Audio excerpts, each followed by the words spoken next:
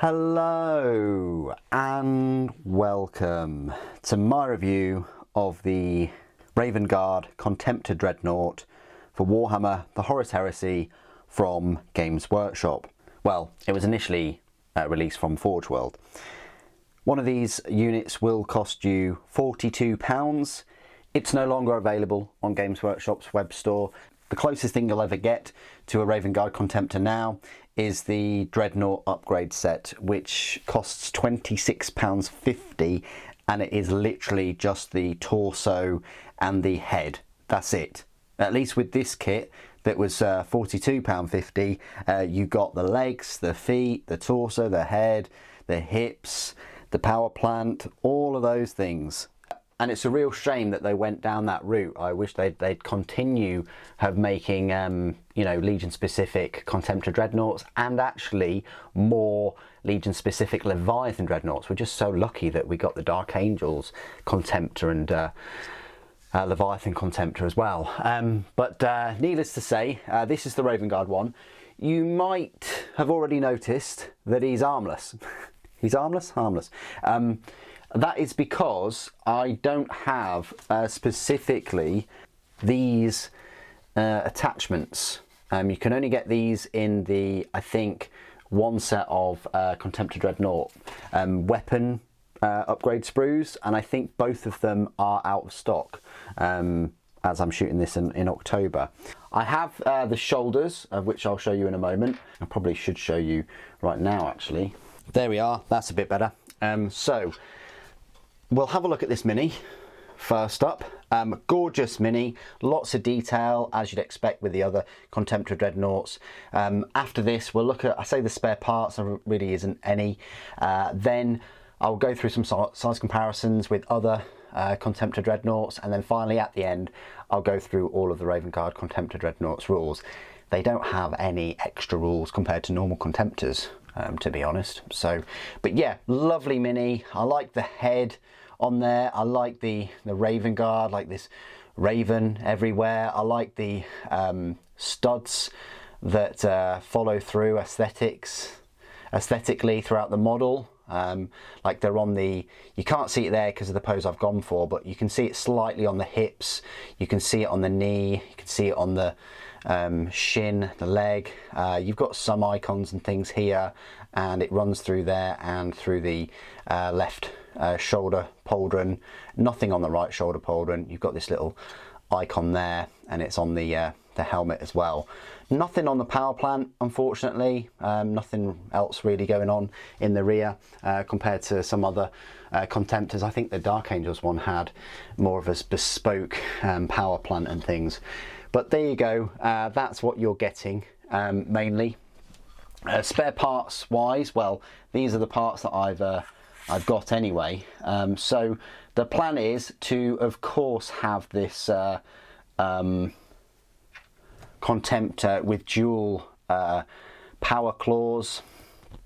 Of course, I haven't glued these in because I'm, waiting for those extra parts to become available, and then I can finish this mini.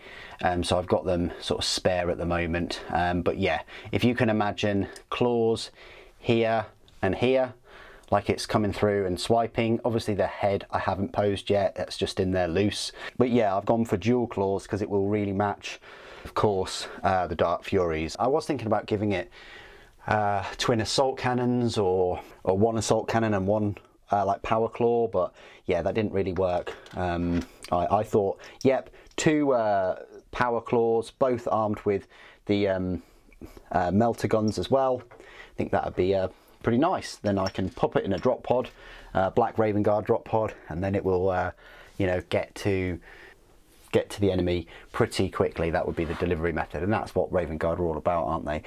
Speed. So spare parts, I guess the only spare parts you get are these feet, and both of these are flat feet.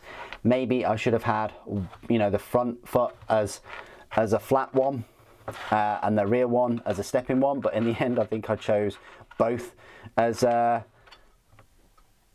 stepping raised, so he's on his tippy toes. Size comparisons then with other Contemptor Dreadnought. So this is your Contemptor Dreadnought that you're normally see, exactly the same size and height, and this right here is a relic Contemptor Dreadnought. It really is a relic now, getting on a bit, but this one's also in the Forge World resin, and you can see the slight coloration this is what happens when you leave this one in the sun. Doesn't have any effect on it if you were to spray it and paint it, but yeah, just give you an idea. So yeah, it's going to measure up next to the rest of your Contemptors.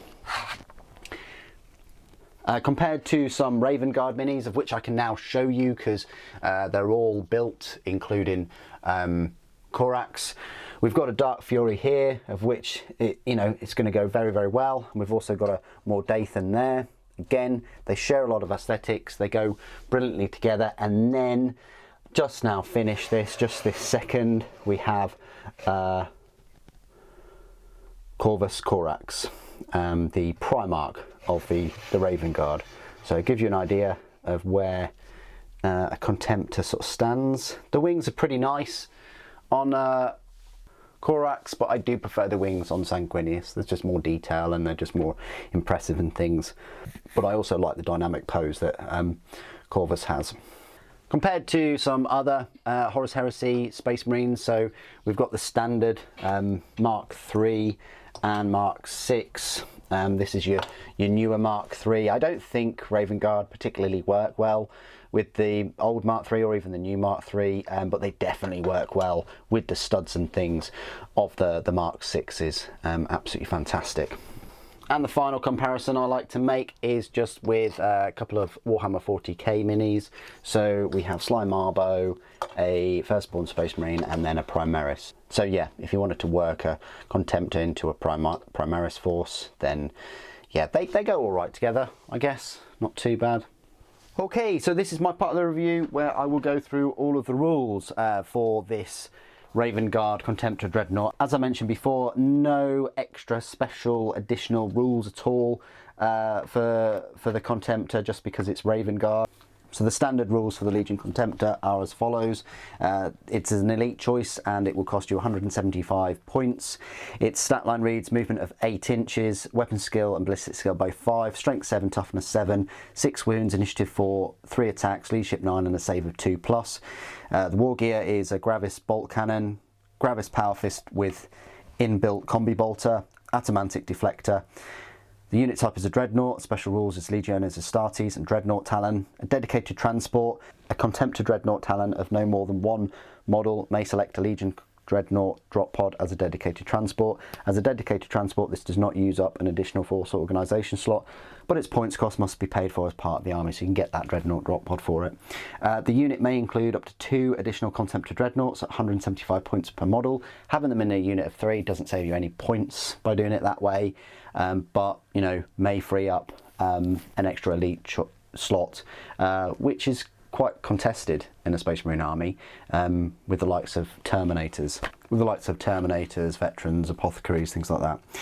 Any Contemptor Dreadnought in the unit may replace its Gravis bolt cannon and or Gravis power fist and inbuilt combi bolter with one of the following: Gravis bolt cannon for 3, melter cannon for 5, autocannon for 10, plasma cannon for 10, conversion beam cannon for 20, Volkite dual culverin for 15, Kiri's assault cannon for 15, Gravis las cannon for 20, Gravis power fist with inbuilt combi bolter for 3, Gravis chain fist with inbuilt combi bolter for 10 points each.